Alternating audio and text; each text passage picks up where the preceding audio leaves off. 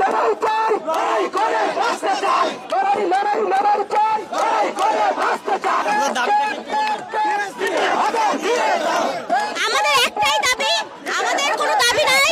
আমরা চাই নির্বাচনের আগে পে স্কেলের প্রজ্ঞাপন ঘোষণা করা হোক।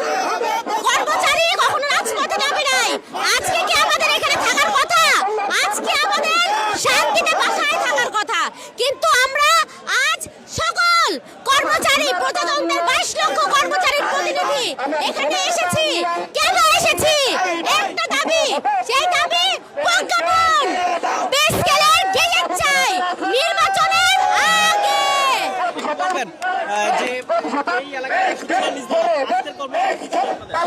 আমাদের কোনো বিক্ষোভ কর্মসূচি নয়, আমরা